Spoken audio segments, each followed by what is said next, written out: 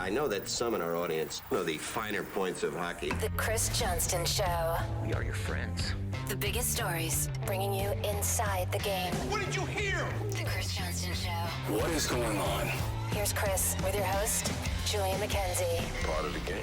CJ, Big Money CJ, good to see you after a Heritage Classic weekend, which for those watching on YouTube, you can tell he went to the game because he is wearing a hat that can barely fit on the screen. An homage to one Ron McLean.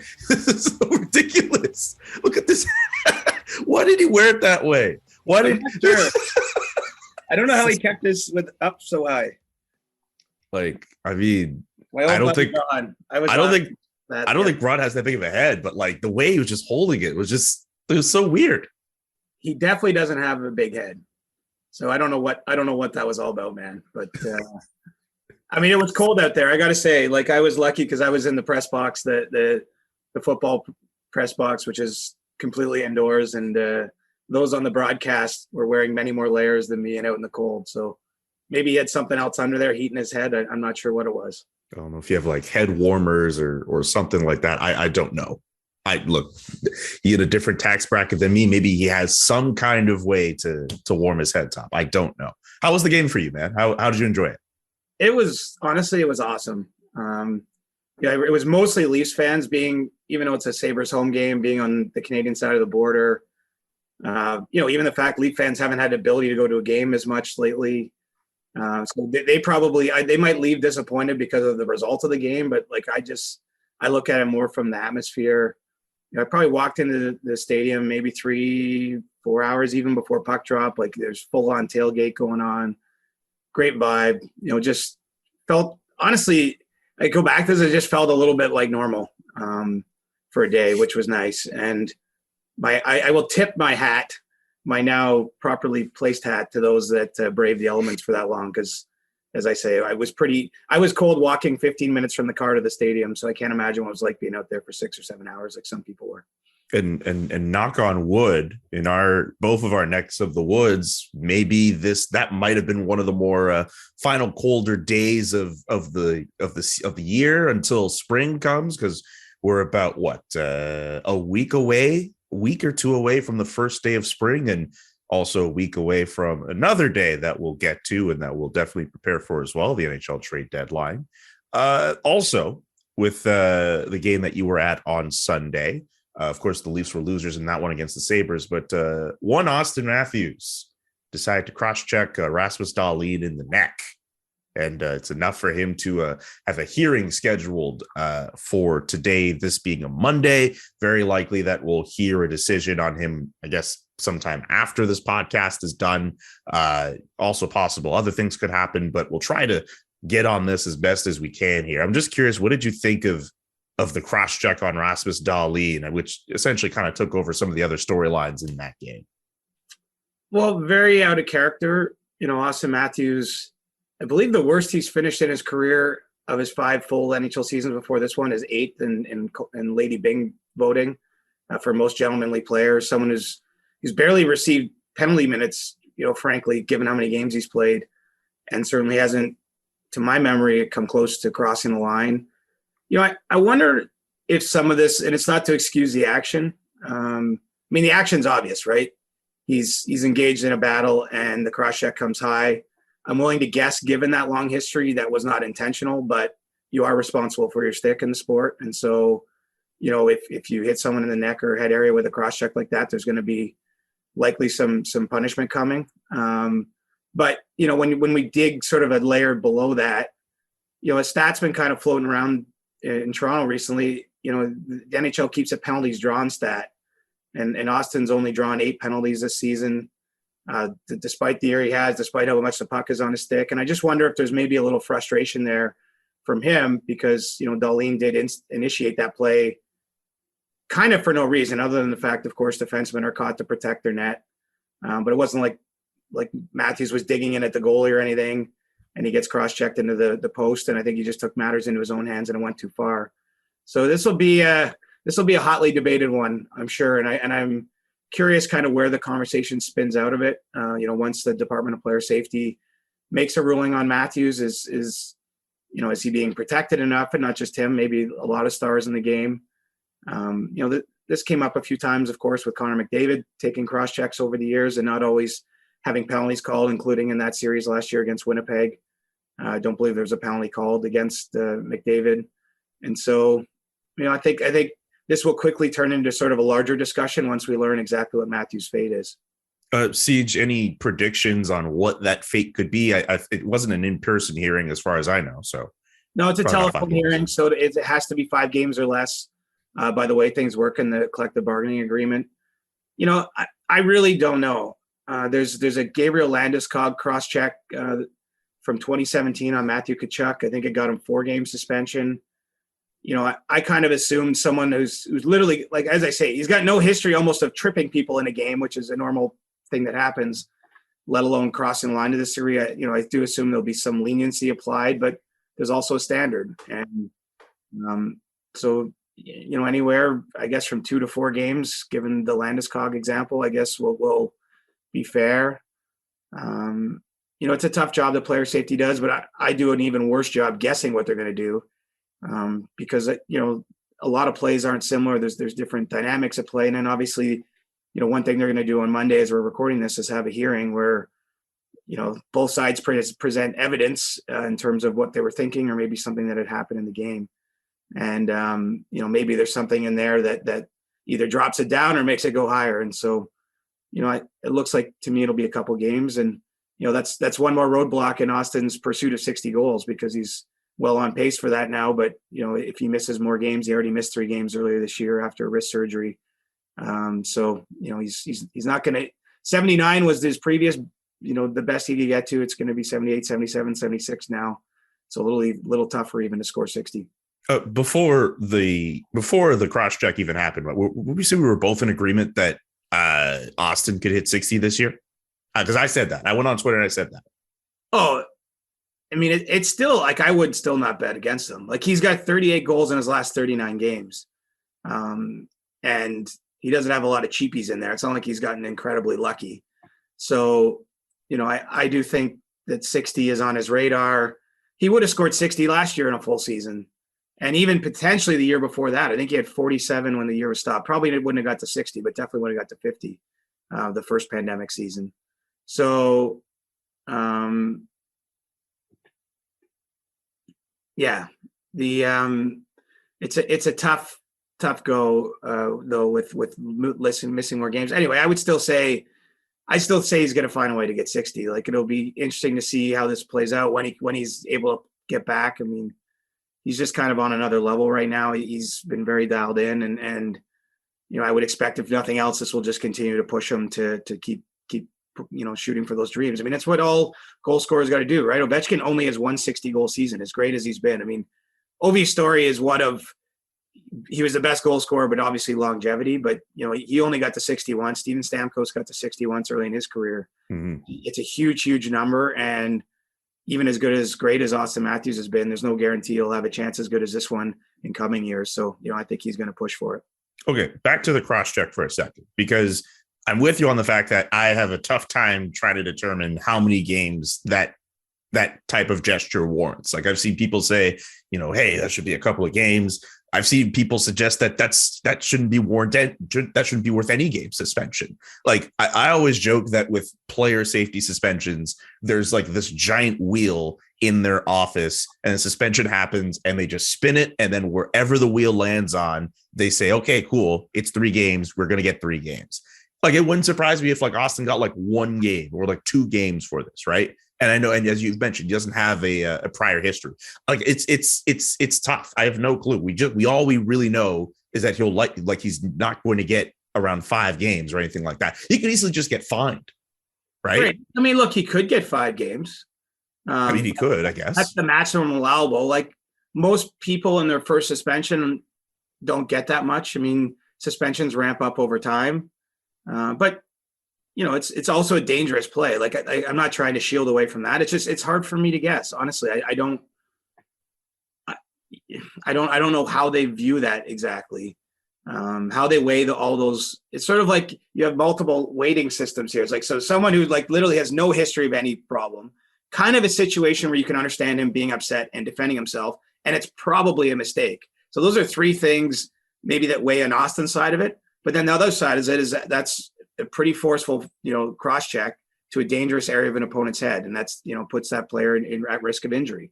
Now the other part of it is Rasmus Dahlin isn't injured, fortunately, so that would factor in too. And so I think it's going to be lighter than heavier, like 1 to 2 games. But I'm perfectly willing to admit that I'm spinning the wheel here a little bit, and that if it comes higher than that, that's just how it is. But I don't like supplemental discipline guessing. Like, it's so difficult to say where it's going to go. And obviously, as those guys go through a process, I can communicate with them to a certain degree, but they're not going to tell me exactly what's happening. And they have to have the hearing first. And as we're recording this on Monday morning, they haven't yet had that hearing with Auston. This speaks to two things here. One, the fact that you, as experienced as you are covering the NHL, you have a hard time trying to figure out how discipline should be doled out to players in terms of suspensions and all that. Like, that speaks to a big problem with regards to how the Department of Player Safety assesses these suspensions. And that is a topic we should get into for another podcast, because we could spend about an hour talking about that. The second thing, and it's something else that also irks me, you kind of like mentioned it when you had said that, they're not really going to clue you in on anything going on. The fact that referees and the DOPS do not make it allowable for media to talk to them after the fact, ask questions, even from like a pool reporter, is just asinine. And the fact that leagues like MLS have that as an option, but leagues like the NHL do not have that as an option, is still a joke. I just want to put that out there. That's me just putting my own spin on things. I will say there are times in the playoffs where referees speak when they usually speak to a pool reporter arranged on site that basically does the interview for the entire press corps and shares the results of that. And, it does happen. It just doesn't happen so often on Tuesday night in February on, one play or something like that. Okay. So at the very least, it happens in some fashion. Okay. I want to know more, not just more, but the game itself. It ended up being a loss for the Leafs. And a couple of people, again, looking at the goaltending, looking at how the team is looking ahead of the deadline, which is next week. And we'll get to trading pile a little later on the episode. The one shot I keep thinking of, and I got to watch it on Sportsnet, just this shot of Brendan Shanahan and Kyle Dubas in their box, both kind of looking like characters in Peaky Blinders, but essentially just looking very unimpressed at what they're looking at here. 1 week ahead of the deadline for the Toronto Maple Leafs, what would you say the pressure is like for them to make a move ahead of March 21st? Well, I mean, they have to be looking at goaltending now. I mean, they were already sort of gauging the market. I didn't think that they were going to go necessarily make a trade for a goaltender. It's not guaranteed now, but look, this is at least 4 goals against in 10 out of 12 games. Their team save percentage, they just keep slipping down and down and down, and they're down now with teams that aren't going to make the playoffs. I think the Leafs are still quite comfortably in a playoff spot and have outscored their problems even during some of this stretch. They've won a 10-7 game during this stretch, right? I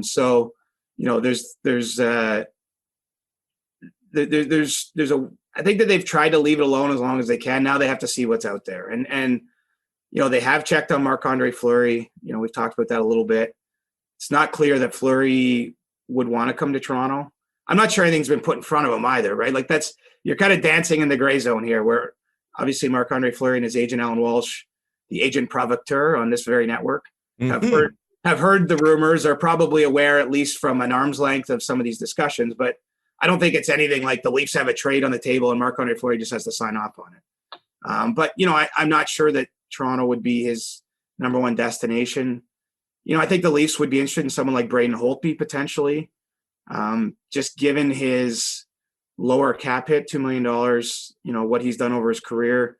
But, the Dallas Stars are actually Toronto's next opponent on Tuesday night. Like why would they be trading Braden Holtby with the way that they've kind of strung some wins together and stayed in the playoff race where they are? And so he might not be an option. You quickly get into the list of names and there's not a ton of obvious upgrades. So I think that's probably what the Leafs are working through right now. But there's a scenario now that they have a goaltender up named Erik Shellgren. He actually won the Swedish League title last year, was signed by the Leafs as a free agent. He's been in the AHL, hasn't put up like knock your socks off AHL numbers by any stretch, but I think the Leafs are in a position where they probably have to think about starting him this week because things have gone so south with Mrazek. I mean, it's not just the number of goals too, it's the way he's let goals in. There was 2 really weak goals against Arizona that like in the first 5 minutes of a game this week. And then that third goal, it's 2-2 in the third period of the Heritage Classic. It's the game's right there for a team like the Leafs to win. They have more offensive skill than Buffalo. And then he lets one in basically from the corner. He just doesn't squeeze off his post properly. So there's a lot of pressure building up around the team. And, they don't have cap space. Kyle Dubas told reporters a week or so ago he might only have the room to make one move. But, I can't help but wonder if there's a couple moves coming before next Monday. Did you see this tweet from Jonas Siegel with lowest save percentages since January 1st? There's like 6 goalies who have sub 900 save percentages, and 2 of them are of the Leafs. So Jack Campbell and Peter Mrazek. Mrazek, I think, has an 8.85, and Jack Campbell at 8.82. Jack Campbell, I believe, the second worst among those goalies listed from Jonas Siegel. Jonathan Quick is there. Alex Nedeljkovic is there. Martin Jones is there. John Gillies is also there. Like the Montreal Canadiens, who are in last place in the NHL right now, have had better goaltending since the new year than the Toronto Maple Leafs have. That's insane. Yeah, that's not what you'd expect. The amazing thing is, honestly, the Leafs they've actually still won a fair number of games, but they've outscored some problems. I just don't see how in a season this big, it would be tough to just leave it status quo. We don't really know a whole lot about Jack Campbell's injury, but, the team said he's out at least 2 weeks with a rib injury. That will be influencing the decisions, informing their decisions, because they've obviously got more info on maybe what that might look like, the recovery and all that those types of things. But yeah, it's a challenging situation. And I really believe they've just been hoping, like Peter Mrazek's had a long NHL career. I mean, this is by far statistically his worst, numbers. And, I think that they're just betting, like, give him enough starts, he'll find his way.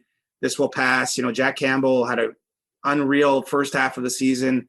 He struggles for 5 games. You think, well, eventually he's going to get out of it. And then it goes to 10 games.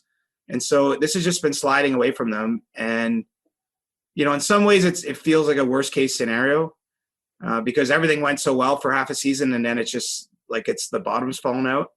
And that's why this is a fascinating week in Toronto, because I think we all understand what's on the line for the team this season, what the stakes look like. I mean, even the fact that Auston Matthews has gotten better, has taken another step. Even Mitch Marner's had a tremendous season, been a little quieter these last couple of games, but he's really picked it up. Like the fact that they're kind of trending everywhere else where you'd want to trend, but still having a very huge question mark in net.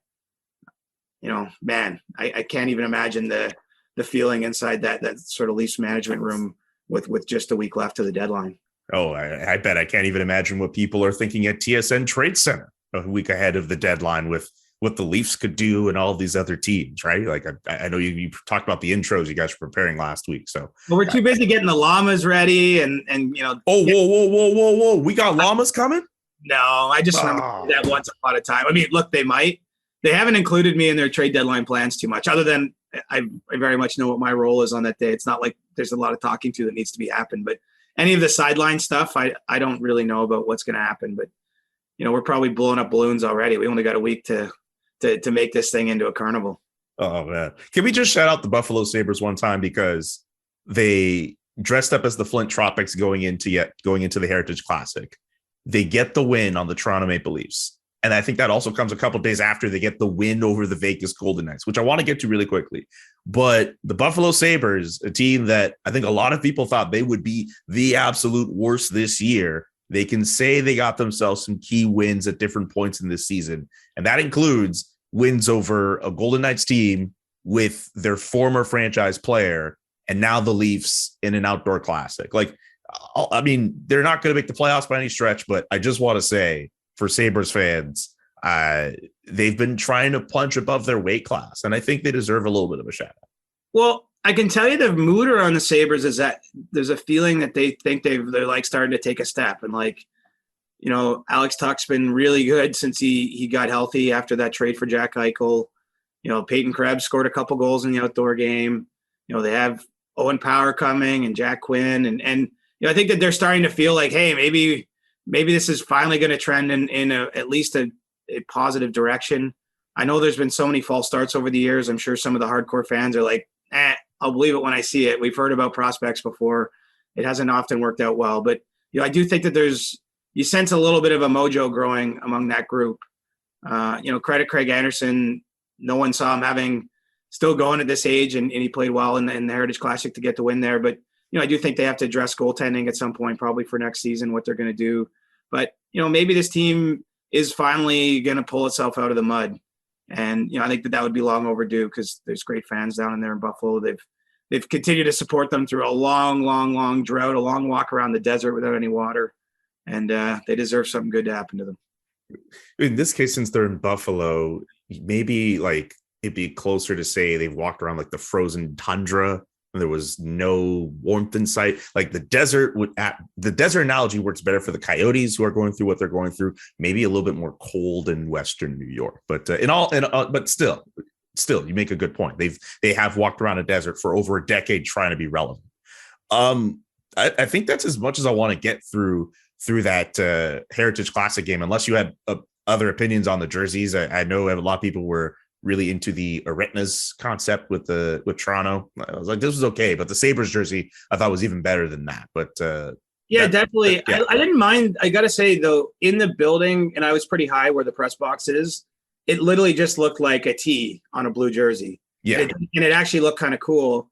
And someone told me that it was to do with some sort of trademark issue, that what the Leafs wanted was they just wanted a T on a blue jersey, a white T. But for whatever reason, I don't know what trademark that might have violated or someone else had that. And so then they had the arenas in blue kind of around it. But you couldn't, definitely from distance, you couldn't even tell that arenas was written there. So I look at it. That's unconfirmed. I didn't bother. I didn't bother getting a second source on this. But I assume the person who told me that knew what they were talking about. And I actually thought that jersey looked pretty clean too from distance. Look, the fact that you didn't get a second source on that, no one's going to hold it against you, Siege. This show is brought to you by HelloFresh. With HelloFresh, you can get farm fresh, pre-proportioned ingredients and seasonal recipes delivered right to your doorstep. Skip all those trips to the grocery store and count on HelloFresh to make home cooking easy, fun, and affordable. It's exactly why it's America's #1 meal kit. It has fit and wholesome recipes for satisfying and nutritious meals that you can feel good about, with 6 recipes per week to choose from, including low-calorie and carb-conscious options.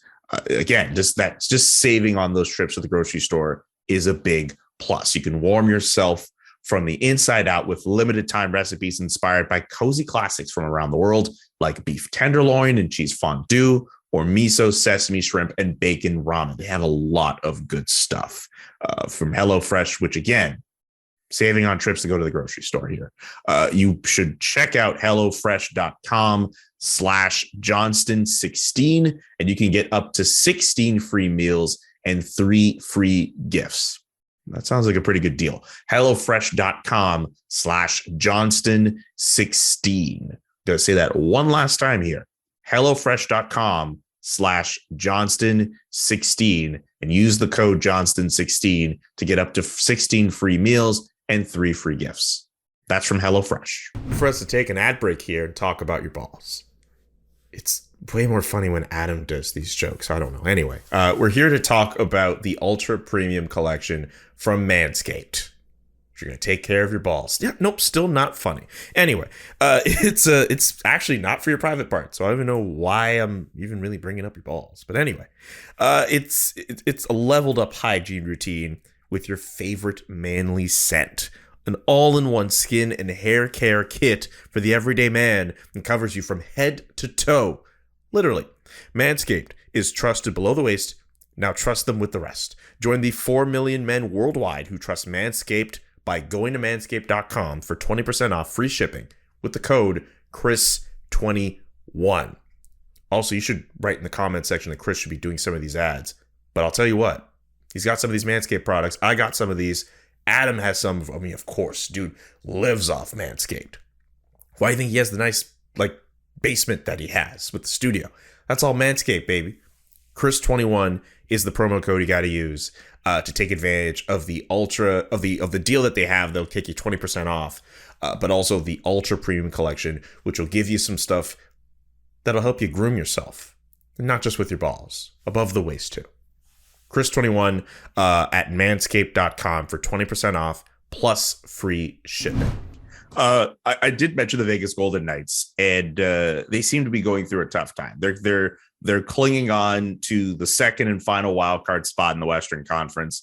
I mentioned they lost to Buffalo earlier this week, and Jack Eichel said some comments about how the crowd was loud in Buffalo. It took them how many years for them to get to that volume? It took for him to leave to get to that point.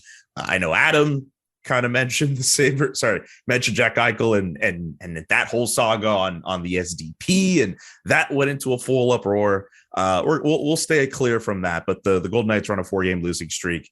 Chandler Stevenson, these are some comments he said after their most recent loss. I'm sick of it. Everybody is sick of it.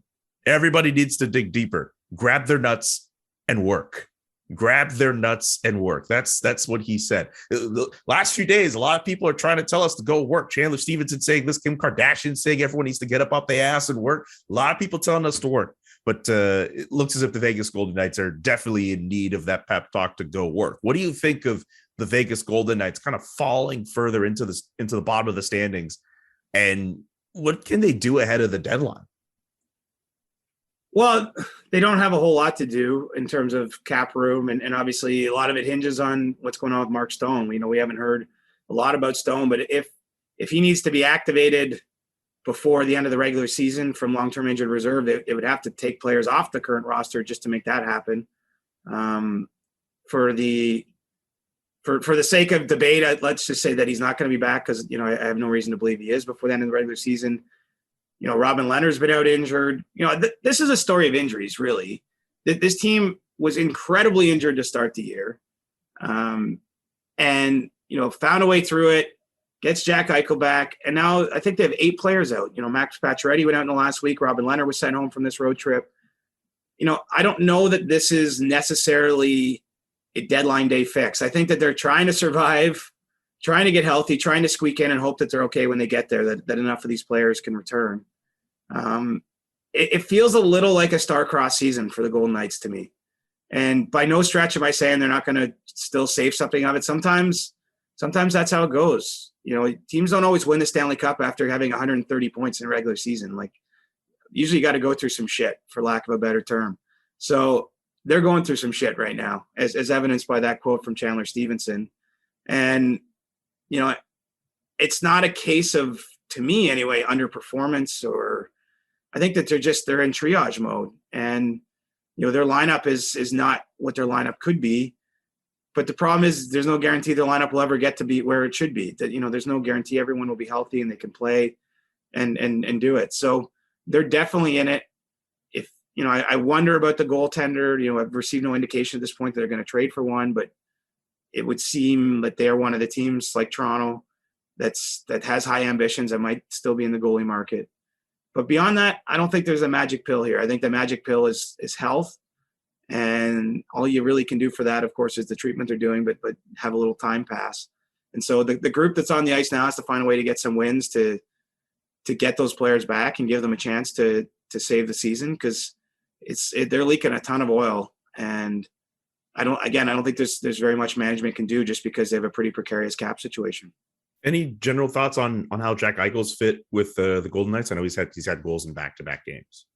Yeah, I think the thought is that he's been good, given the layoff, right? I mean, he didn't play since last March until returning in February. He had almost a full year off, pretty controversial surgery. All things being equal, I don't think anyone should assume that he's at his best, but it would be unfair for anyone to have hoped for that. He's been productive and finding his way. And so, everything I've heard is that they're happy with him, that he's getting comfortable there, that the neck feels good, which is most important for his health and for his ability to continue his career. And this is just me speaking. I think really we have to give him another full offseason after this year and see what he is next year before we're almost judging performance too closely, because, I do think with that length of layoff and the severity of his injury and even just the unique aspect of the procedure he received to fix it, this is all bonus time right now. And this is a chance for him to get his legs under him, but he's not back to probably being a truly dominant player like I think he can still be in the future. Okay. Before we get to trading pile, I have to mention one final tie to Buffalo. I didn't expect us to make as many connections to the Buffalo Sabres as much as we have so far, but we mentioned them in the Heritage Classic game. We mentioned them being the Vegas Golden Knights a couple of days ago. And one of their former players now in Philadelphia, Rasmus Ristolainen, signs a 5-year extension for 5.1 AAV over the next 5 years. That story, I think, kind of broke just as we finished recording our last podcast. So we didn't get a chance to jump in on all of the talk around that extension. But I'd like to know your thoughts on Rasmus being signed for the next 5 years and what the hell's going on in Philadelphia. Well, they see value in it, right? I mean, I get that. I can only explain what they think. They think that's a good contract. And, they approached this deadline. I think they were willing to listen to trade offers for him. If they couldn't sign him, they got him signed. And the bet is that this is going to be good value for the Flyers. That not only that they have the player, but that, it's still a tradable contract. I don't have a good explanation, though. I mean, the Flyers it's been a strange year. I think that they view it as a year where things haven't gone right for them. I don't think they see it as much of it's not that they're pushing it away, but I don't think they see it as a crisis maybe as those on the outside. But at the same time, Chuck Fletcher has said everything's got to be on the table. And so I think it's an interesting deadline for them. They have a sort of few obvious trade candidates. Someone say like Justin Braun, on an expiring contract that I know teams have looked at, manageable cap hit, all those things. But, you wonder, do they consider doing something bigger? Travis Konechny's name has been out there a little bit. And so, yeah, I can't explain exactly what's happening there, why, but other than the fact that they like the player enough that $5 million was comfortable for them. And it's all about managing assets this time of year. I mean, we're seeing it. We're going to see it in Anaheim and San Jose. I mean, if you're not signing these guys, you're trying to trade them, and there can be a fine line between what you sign them for and what you might get back in a trade. And so, that was the dance they were walking, and they decided to sign them, and we'll see if they regret it or not. Let's see. And by the way, when I say what the hell's going on in Philadelphia, I don't necessarily mean man, it's just that contract that's just a dumpster fire. Everything about that franchise this season has been a dumpster fire. Kind of as a segue into the trading pile here, Claude Giroux obviously is the first name I'm going to mention. He said that this year is the worst year he's endured as a Philadelphia Flyer, and he's planning on meeting with management to discuss his future. It's bad in Philadelphia right now. It is, but I think some of what you're seeing from Claude there is frustration. Like when he says it's the worst year, I think he feels that way because they've had a ton of injuries too. Again, I'm not making excuses for them. But Sean Couturier has been out long term. A lot of their good players missed time this season. And it's not been much fun to lose this much. I mean, they haven't really been in the playoff race, if you know what I mean. There wasn't any mystery. We've been talking about Claude Giroux being traded at the deadline for 2 months because we knew for 2 months Philadelphia would be in a mode where they're going to be selling a little bit and trying to turn things over. And so, yeah, it's not been a good year. It's been emotional for Claude too. Some guys make peace with the fact they're going to be traded when they're in his situation. I think the emotional aspect of the fact he's going to play his 1,000th game on Thursday night with that organization. He's been the only place he's known. He's been the captain. I think all things being equal, he wouldn't want to move on, but he's at that stage of his career where he doesn't know how many chances he'll have to chase a cup again. I think that's all contributed to some of the frustration you're hearing. And, I do expect once he plays that 1,000th game that we're going to quickly transition to where he's going to play next and how that's all going to unfold, because I think it'll happen quite quickly. It's kind of funny that we look at the trade deadline and a lot of people are saying, man, it's quiet. A lot of teams are having struggles with finding deals that could be made because everyone's on LTIR. It seems as if the one and I'm not even sure if it's right to say it's the one sure thing, but the one move that I think everyone expects to still go down is Claude Giroux being offloaded to another team. We've mentioned Colorado and Florida as possibilities. I mean, it's pretty much down to those two, unless there's some third team that I'm not thinking of that'll just swoop in for Claude. Am I right? Yeah. Some other teams think St. Louis is in there too. I don't know what degree, because that's not coming from the Blues, but that's sort of other teams talking about the situation. You know, I if I had to power rank them, I still think Colorado's a number one destination, number one fit for him. You know, we'll see what happens now. Gabriel Landeskog's, gone in for surgery. What the timeline is for his return. It might even be something if he has to go on long-term injured reserve that makes it a little easier to absorb Giroux's salary. Because I think the Flyers are a little concerned about the idea of a third team having to be in the middle to make the money work. Because if you're acquiring the Claude Giroux and then you got to pay that team something for the retained salary, like you're probably going to be inclined to pay a little bit less for Giroux himself. And so, I think the Flyers are, if they can control it, hoping to do a sort of a 1-for-1 deal or at least a direct deal with a team where you don't have to involve a third-party broker. Florida has interest, but, Giroux controls the process, right? Giroux has the no-move clause, and I'm not yet sure where he's going to want to go. But it seems like some version of Colorado or Florida, with St. Louis being, kind of in the shadows a little bit, is likely what this scenario is. And we'll see what Giroux decides. It could shift the balance of power though a little bit to add him. Like Colorado's already got a tremendously deep forward group. Would be fascinating if that's where he ends up. But you're right. We've been talking about this for a long time, and I think it'll play out maybe even before Monday. Like I do think once he gets that 1,000th game in the book with the Flyers, they'll start seeing what the options are and move them on. By the way, I should mention, we will be doing a podcast next Sunday ahead of the NHL trade deadline, and the Monday show will be moved to Tuesday. So that'll serve as a post-mortem. And not only will CJ tell us about all the deals that happened, the deals that didn't happen, he'll tell us how he enjoyed his night after, because I know my dude is ready to lay it all out and just hang out after the deadline passes. Well, I am on a alcohol-free kick through the trade deadline. So I'm Pierre LeBrun and I have both embraced this.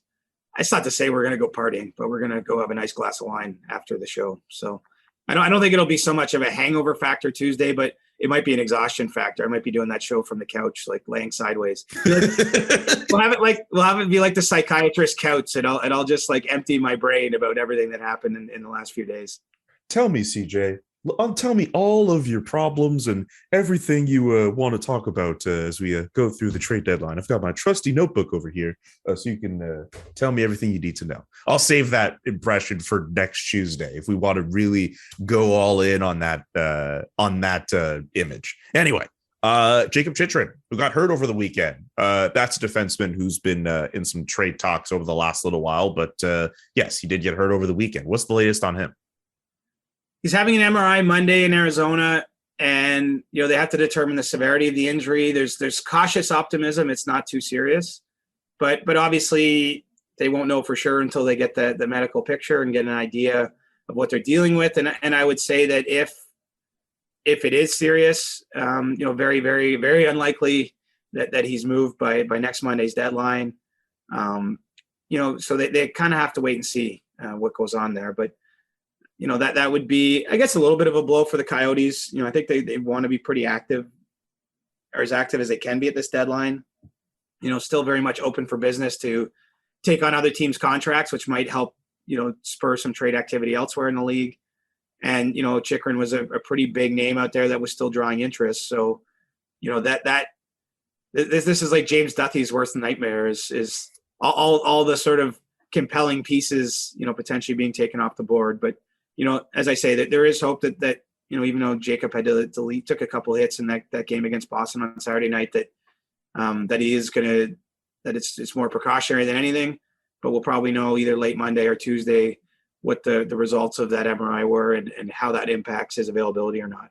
By the way, send my regards to Duthie next time you see him. Tell him I'm thinking of him. Hampus Lindholm in Anaheim. What's the latest with him? Every day that he's not signed, he's closer to being traded. And, it sounds like it's maybe been a week or so since contract talks move forward in any direction in terms of new offers. To this point, it's my belief the Ducks have been trying to keep the term on this deal down. And, if you're in Hampus Lindholm's situation, I think term is almost as important as AAV because, you're looking for security. You're looking to be locked in for the foreseeable future. So, they've been at a bit of a crossroads or not seeing eye to eye on the length of the deal. I think the Ducks have kept it to somewhere around 5 years, and Lindholm would like north of that. And if they don't bridge that gap, or if one side or the other doesn't make some movement, I do think he'll probably end up being the most attractive rental piece traded because, I think that John Klingberg's going to stay put where he is. And, Lindholm, is a top pairing defenseman, plays 20 plus minutes a night. And so, I'm not at the stage where I say 100% he's going to be dealt, but the longer it goes with that extension, I do think the odds are going up that he's going to be in play at the deadline. Let's get two members of the Montreal Canadiens out the way. Ben Chiarot and Arturi Lekken. They're listing on Lekken. I don't know that they want to move him. They don't necessarily have to move him because he's a restricted free agent this coming off season. So he's not a true rental player for anyone that might be acquiring him. But, the Canadiens, I don't think they're listening to almost everything just to see what's possible. They're in kind of an exploratory phase in terms of where they're going to go next with their team. And there is interest out there in Arturi Lekken, a very responsible forward, as you know, covering him there for the Canadiens the last few years. Not sure that 100% he'll be moved, but definitely there's some smoke gathering. And so we'll see if the Canadiens can get the price that makes that make sense. The Chiarot one's going to be interesting. Like I still think a team like Calgary has interest in him, would like to circle back there. They did have talks at the time the Tyler Toffoli trade went down, but the price has been too high. And so this is where some of the staring contest comes into play because, I deem this a buyer's market. Mm-hmm. I think there's more teams selling assets than those that are really bidding on them. And, the Canadiens have wanted the equivalent of either a first round pick or a first round prospect, a highly ranked prospect at minimum for Chiarot. They haven't got that yet, despite the amount of interest around him this season. And so now we see, who wins the standoff here. Do the Canadiens blink, or do multiple teams end up getting in and get to that price? I'm not sure where he ends up, but I've heard St. Louis on him. A lot of teams out there have thought that the Blues were a natural fit for Chiarot too. Could be someone that swoops in though and pays the price because to this point, a team like Calgary just hasn't liked what Kent Hughes and Jeff Gorton are asking. I'll throw out Toronto here because there was a time where a lot of Leafs fans were worried about them paying the high price for Chiarot, and we did get radioed that one time. It seems as if they're a little quiet on Chiarot. Am I correct in that? Yeah, I don't think they're at the top of the list, but this is where it gets fun, right? Because the information changes in terms of what the teams are dealing with when making these decisions, and I don't wish this, but the Leafs play Tuesday and Thursday. Maybe they suffer, an injury in their lineup that changes things. And then all of a sudden their interest gets piqued, right? I would have told you 2 weeks ago, I'm pretty sure they're not going to bother trading for a goalie. Now I'm like, well, they're trading for a goalie because it's been 2 weeks of 4+ pucks going in the net a night. So, this is where it gets a little bit more volatile. But, at this point in time, I don't believe that they're at the top of the list, but it could change. You're happy, Leafs fans? You happy? Anyway, Thomas Hertl in San Jose. Thomas Hertl is an interesting case because they have been talking contract extension, but his no trade clause, Julian, there's only 3 teams he says that he can be traded to. Ooh. And so, I essentially view that as a no movement clause because if you're Thomas Hertl, and I'm not saying he's done this, but he could put, say, Arizona, Buffalo and Montreal on those are the 3 teams you can trade me to. And let's face it, those teams aren't trading for a rental player at this point in time. Mm-hmm. And so essentially you're blocking off the avenues the Sharks have to trade you. And so essentially if they don't reach an agreement, he has full control over the situation. And I think that's going to make that deal a little more tricky. To this point in time, the Sharks have entirely been focused on the extension. Like when teams phone them, they're not going through the hypotheticals of what it would be. And so they only have a few days. If this contract extension doesn't come to be, to really gauge the market, to work with Thomas Hertl on where he might want to play. And so I think there's a world that it all doesn't get done. It's too soon to say if that's how it's going to play out now, but his situation is unique in that the team can't just send him anywhere where there's interest. And so, these next day or two are crucial in the contract extension talks. And then if that doesn't produce a new deal for him, and I think, it's not just money for Hertl. I think he's wanting to know what's the direction of this organization. If he signs for 5 or 6 or 7 or 8 years at this point in time, is he going to have a chance to play on a winning team again? Which the Sharks were a winning team, of course, when he came into that organization for a number of years. So I think that this is a nuanced situation on a number of different levels. And, I think that it's possible he ends up being traded, but a lot has to fall into place. And in a buyer's market, maybe the Sharks are left holding the bag here and just walk him to free agency and maybe trying to do an extension after the year, which is, something that teams have done in the past too. Correct me if I'm wrong, but how many other guys have had like a clause that says you can only trade me to these 3 teams? I think Evander Kane had something similar. I remember the SDP discussing that. Yeah, Kane had one similar to that. I'm sure there's been a few others over the years, but it's pretty unusual because, as I meant, for the reason I mentioned, it's essentially a full no move clause, right? If it's only 3 teams, that's not a ton for the team that's trying to trade you to work with. And there's lots of things you can do to make sure a trade never happens. So it's a pretty restrictive one. Obviously the Sharks negotiated at the time because they're thinking 3 teams is better than none. But what it does is, in a situation like the deadline, I think it allows you really to control it. Maybe in the summer you have less control. If he still has 2 years left on his deal, he puts 3 places he doesn't think would trade for him. Well, maybe the Sharks call with those 3 teams and one of them wants to trade. But, when you get down to the deadline, this is a very player-friendly clause. And look, he's earned that clause. I'm certainly not saying he shouldn't have it, but it does give him a high degree of control over what's going to happen in the next week. Okay. What about JT Miller of the Vancouver Canucks? Not convinced he's going to be traded at this point. He's having such a good year. The Canucks have gauged the marketplace on all their guys to see what they might get back. I still think they're going to sell a piece, even though they've won some games here of late and hung around the playoff conversation. I think that's important to them, is just to try to start rebooting this thing. As I've said to you, I think before, they've changed management, they've changed the coaching staff, they've got to change out some players. But, I think JT Miller probably stays a Canuck beyond this deadline. And, maybe we're talking about him in the summer or at next year's trade deadline as a piece. Okay.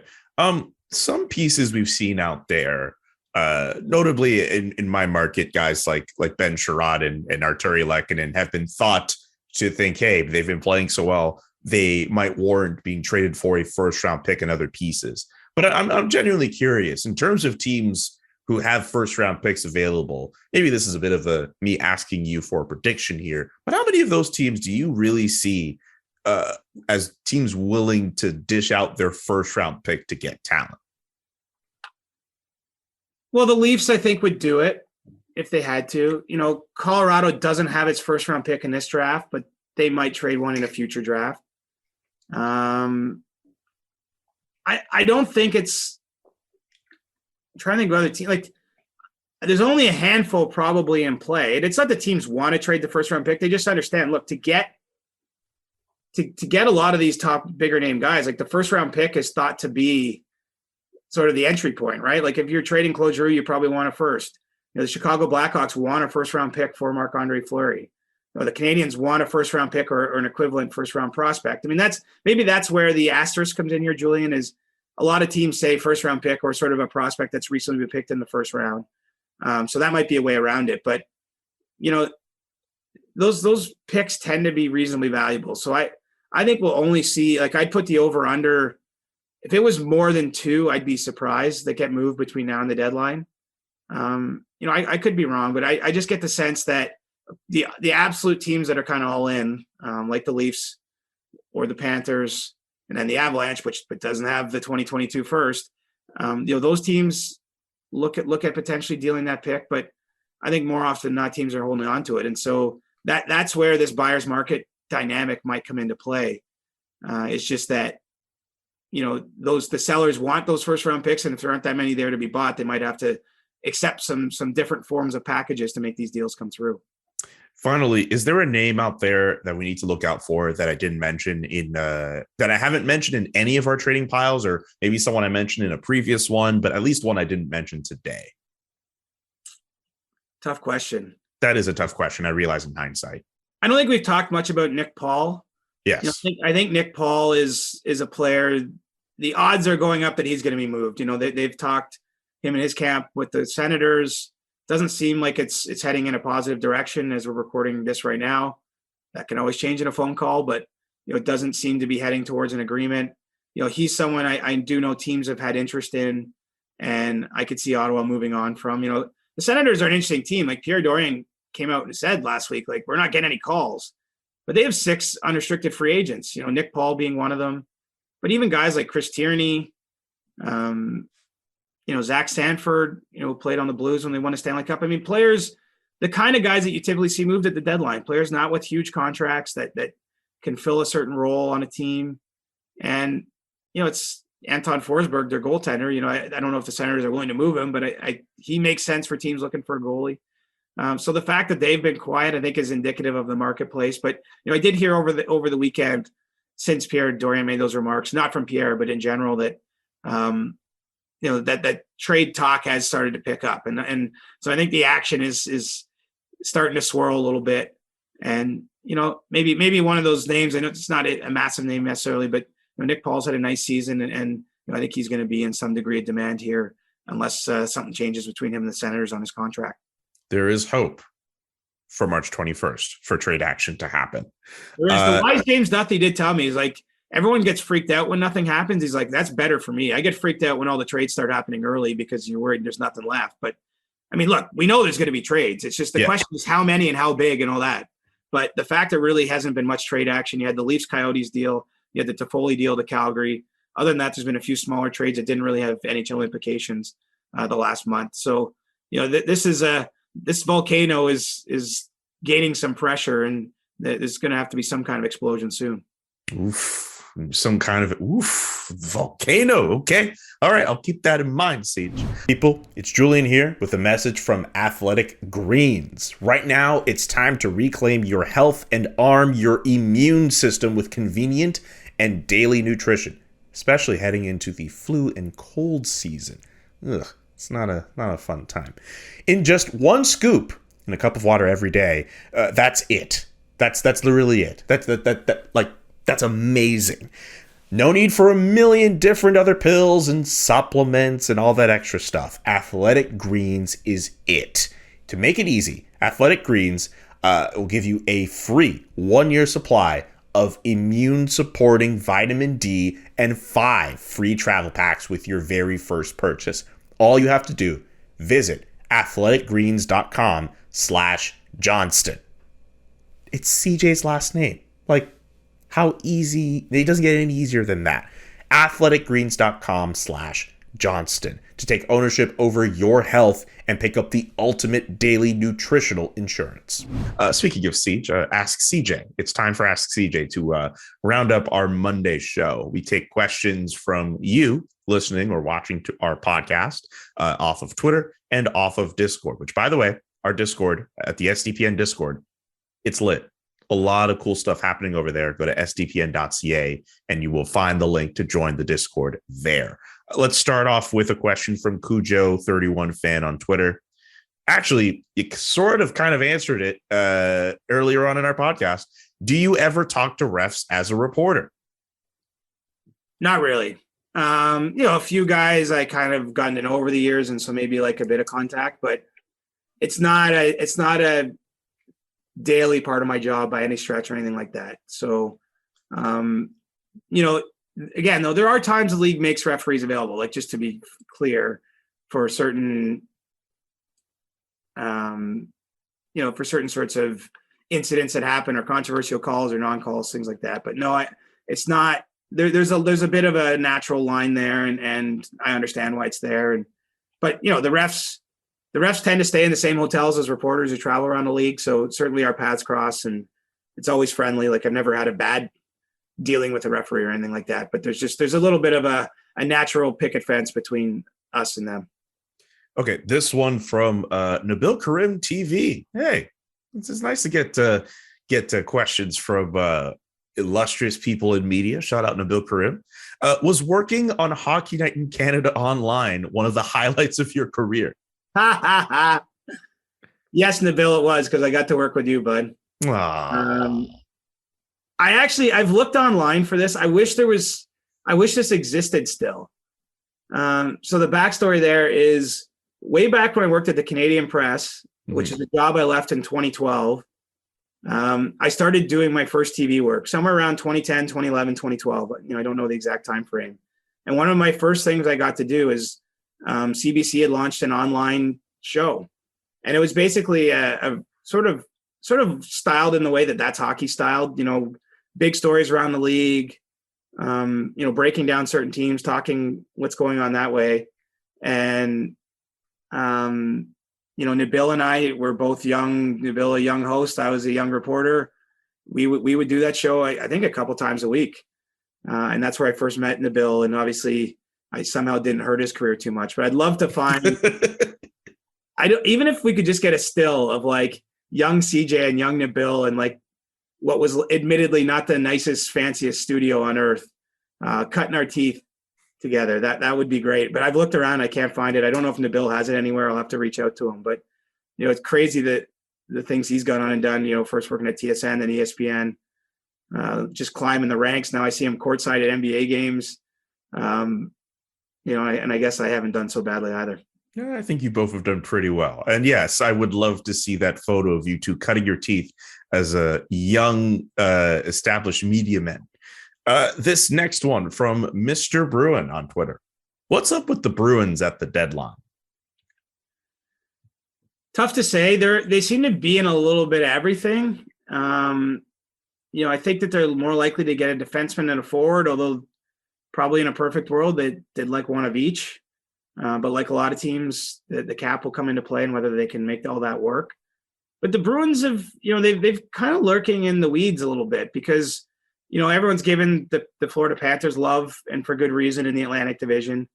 Tampa naturally, maybe not getting tons of focus, but they've had a darn good season after winning the last two Stanley Cups. No one's sleeping on them. The Maple Leafs have hit the skids a little bit lately, but they've been at the top of the division. I think Boston gets overlooked, but look, this is the last year Patrice Bergeron's under contract.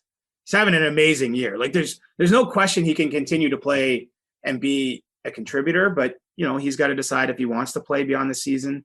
And so I do think that there's a feeling of the last dance maybe for some of that group, the guys that have been there a long time. And so, I think that they will make at least, the Bruins always usually swing for a double at the deadline, maybe not always trying to hit a homer, but I think that they'll be involved and get a defenseman and possibly a forward as well. So, they were the team that was linked to Chikrin, for example. So I'm sure they're curious to see, how that injury situation plays out. But, Boston's always making moves. And, I would think this will be no different because as difficult as that Atlantic Division is, only one team can come out of it. And if you do, you got a chance to play for a cup. And I think Boston still views themselves as in that group, even though they've been a little behind the top teams in terms of points this season. This one from Dr. Sun. Sun is spelled Sonne, so it might be Sun, it might be Sunny. Apologies if I don't get that right, but that's off of Discord. Aloha. We actually start off with Aloha. They might be from Hawaii. Aloha. Could you explain why there is a penalty against the cap in future seasons when teams buy out a player? Yeah. Let me explain. That is a tough one. Well, it's because you're getting out of a commitment, right? And so if a player was going to have $3 million owed to him next season and you're able to buy that out, you are saving money on the cap, even with the penalty. And so I think it's so you can't just completely eliminate what we might call a mistake, or you can't it's also to make you think twice about buying out your player, right? Because players obviously have guaranteed contracts, at least guaranteed to 66%, because 66% is the amount that it can be bought out for those over 26 at least. And so, it's just to not make it so that you automatically buy out a player that has a bad year. So you have to think twice about it. And it's to recognize you're still getting a benefit, but it's not a full benefit. And so that would be my best guess. Of course, I haven't asked anyone that, but that's my sense of why that rule's in place and how it works. And last one from this is Colin.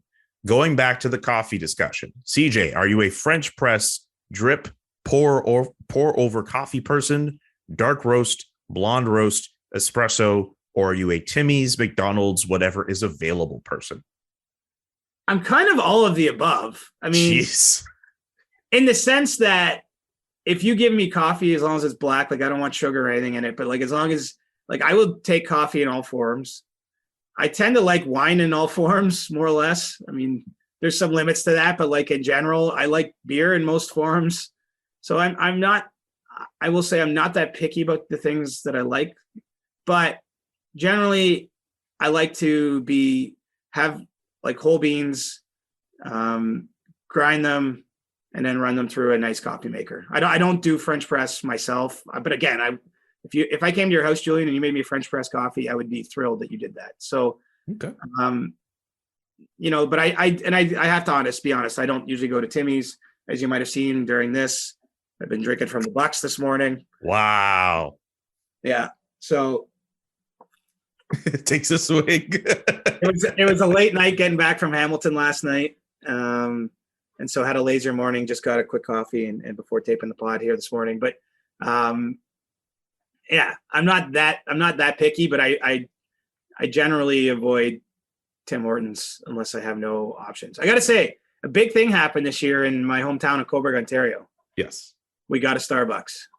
Never, ever in my life thought that would never, ever. So like when I'm in somewhere like Cobourg or a small town in Canada, obviously I will drink a Tim Hortons, but I don't seek it out as my coffee of choice.